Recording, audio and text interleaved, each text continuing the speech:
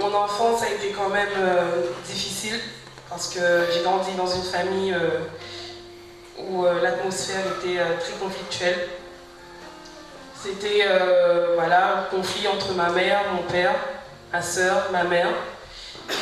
Beaucoup de fois j'ai vu ma mère pleurer et, déjà enfin, enfant, je me souciais déjà des problèmes à la maison. Mon plus grand rêve, c'était de voir ma famille unie et surtout de voir mon père donner sa vie à Dieu. Enfin, dans ma prière d'enfant, je priais, je disais, Dieu, change le cœur de mon père pour qu'il puisse voilà, se donner sa vie. Et arrivé à l'adolescence, ma mère s'est séparée de mon père. Et ça a été un élément perturbateur parce qu'à ce moment, j'ai perdu toute confiance en Dieu. Je lui en ai voulu, je ne vais pas le cacher. Et là, à ce moment, je me suis dit, pourquoi il m'arrive ça? Je ne comprenais pas. À partir de là, je me suis éloignée complètement du Seigneur. Je ne priais plus. J'étais en colère, je ne comprenais pas. En plus, ma mère et moi, on a traversé des épreuves. Je voyais ma mère pleurer tout le temps. Et là, je me disais, si Dieu, il m'aimait, il ne pouvait pas m'arriver à un truc pareil. Du coup, j'étais en colère et ma colère, je faisais passer par ma désobéissance. Je me suis rattachée au monde, j'étais dans le monde, mes amis étaient du monde, je voulais faire comme mes amis. Mais malgré tout ça, malgré ma désobéissance, je voyais que Dieu, il était là. Il faisait tout pour moi. Je voyais qu'il était présent dans ma vie. Il y avait toujours cette voix au fond qui me disait, tu n'es pas comme les autres. Tu ne dois pas te soucier de ton avenir. Mais moi, voyant toute ma déception, je ne pensais pas que Dieu il avait un avenir pour moi. Alors j'ai préféré enfouir cette voix et croire que cette voix, c'était moi qui faisait en sorte, qui faisait cette voix juste pour me rassurer. Du coup je disais non, c'est pas possible, c'est pas Dieu qui me parle, c'est moi en fait. Donc voilà, j'ai grandi, arrivé à l'adolescence, j'étais dans le monde, voilà. Et j'étais dans une église à La Réunion. Et je faisais rien. Je disais, de toute façon, je laisse les autres faire et moi, je préfère rester assis parce que, voilà, je pense pas que Dieu il m'a choisi et voilà, j'avais cet esprit de timidité et je l'ai toujours un petit peu. Je demande tous les jours à Dieu de m'en délivrer et donc, je faisais rien et je culpabilisais quand même parce que je voyais que malgré tout, Dieu il était présent dans ma vie et dans la vie de ma maman. Que malgré tout, il a fait remporter la victoire à ma maman. Et à travers le témoignage de ma maman, c'est là que je me suis dit, Dieu, il est vivant. Il nous a fait traverser des épreuves. Et aujourd'hui, dans ces épreuves, il a fait remporter la victoire à ma mère. Et un jour, un pasteur est venu, c'était avant que je vienne ici, j'arrive à Toulouse. Et ce pasteur a dit que même au milieu de la tempête, le Seigneur, il est là. Et là, j'ai pensé à toutes les épreuves que ma mère et moi, on a traversées. J'ai pensé aussi aux fois où je me suis retrouvée toute seule dans ma chambre, où malgré toutes mes amies que j'avais, malgré cette façade, ce masque où je montrais qu'il n'y avait rien, que tout était normal, au final, j'étais seule. Et je croyais que mon amour, il pouvait se trouver dans le monde. Mais en fait, non, c'était Dieu qui me manquait à ma vie. Et j'ai voulu tout donner au monde alors que Dieu il m'appelait. Il m'appelait dans la prédication. Il m'appelait à la radio par des chansons. Et moi j'ai voulu enfouir je disais non, il ne peut pas m'appeler, pas moi, pas une fille comme moi. Et donc même si je savais que Dieu était là dans ma vie, j'ai préféré courir après les choses du monde alors que la seule chose que j'avais besoin c'était de l'amour de Dieu.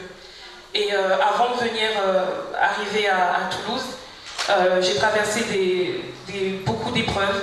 J'étais sur le point de plus venir en métropole. Et je suis rentrée dans un dans un grand conflit avec ma maman. Et j'ai vu que le diable, il était là. Il voulait m'arracher à Dieu. Et arrivée ici, je n'avais pas l'intention de venir dans cette église. Je suis arrivée avec Florence et sa maman. Et le premier culte, j'ai été sceptique. Parce que je n'avais pas l'habitude de voir... c'était différent de l'église où moi j'étais à La Réunion. Et dans mon cœur, je disais, bah non, de toute façon, je viens là un dimanche, et quand je serai bien installée, je retrouverai mon église et j'irai dans mon église. Et Dieu, à travers de la prédication de Paul, pour la première fois, quand je suis venue, il m'a parlé. Le dimanche, on est revenu, et là, Dieu a prophétisé, un pasteur, Steve Ronda, a prophétisé sur ma vie. Et là encore, malgré cette prophétie, j'étais encore sceptique. Et je me disais non, c'est pas possible. Je disais c'est pas possible, pas moi. Je peux pas en fait. C'est trop grand. Je disais. Et donc j'avais toujours l'intention de partir. Et la troisième fois où j'étais venue, comme on dit, j'avais 203. La troisième fois où je suis venue, à ce moment, Dieu m'a délivré. Il y avait Terry Cobb qui était venu. Et à ce moment, Dieu m'a délivré. Dieu a prophétisé sur ma vie au moment où je m'attendais le moins. Tous mes doutes, toutes mes peurs, il est venu me rassurer. Et je veux quand même raconter ce qui s'est passé parce que c'est tellement fort. Je n'ai jamais vécu aucune expérience avec Dieu, pourtant je le connais depuis toute petite. Et c'était vraiment la première fois. Et Terry Cobb a fait une prédication sur la maman. Et il a demandé à tout le monde d'écrire ce qu'on reprochait à sa maman. Alors là, j'ai pris mon papier, mon crayon, j'ai écrit. Et au moment où Cynthia était en train de parler pour les pardons, pour les pardons, à ce moment-là, Cynthia a dit exactement ce que j'ai écrit sur mon papier. Et à ce moment, Terry Cobb est venu m'imposer les mains. À ce moment précis, là où j'étais. Et là, j'ai fondu en larmes. Je savais plus si c'était moi, si c'était vrai en fait. Voilà, et à un autre moment, Terry Cobb a parlé, et à ce moment, il a prophétisé sur ma vie, une deuxième fois, il a prophétisé sur ma vie. Et là, il a parlé de mon père, qui était un sujet sensible, et à ce moment, j'ai fondu en larmes, parce que tous les doutes que j'avais, j'ai toujours eu ce mal-être parce que je n'ai pas eu de père, mais là, Dieu m'a parlé, et il a dit que c'est lui mon père. C'est lui qui va me bénir, c'est lui qui va me garder. Il m'a toujours gardé. Il m'a toujours aimé. Amen. Et il m'a choisi. Amen.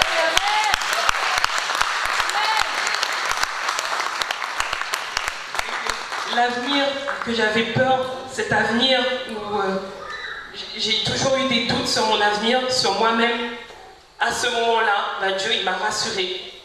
Et il a dit tous les doutes que j'avais depuis que j'étais toute petite, à ce moment-là, il m'a rassurée. Et il a parlé à mon cœur. Et là, j'ai été touchée.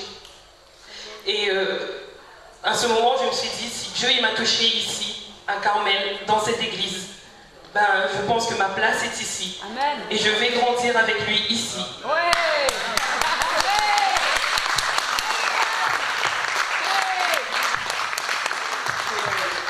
Et je rends gloire à Dieu parce qu'il m'a fait sortir du monde.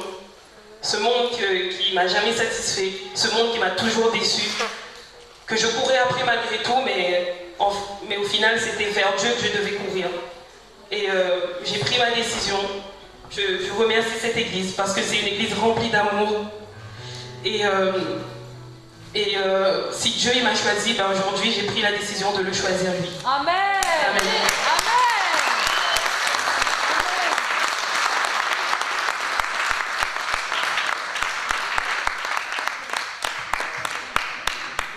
On peut faire mieux que ça, on peut quand même faire une meilleure ovation pour ce beau témoignage de la gloire de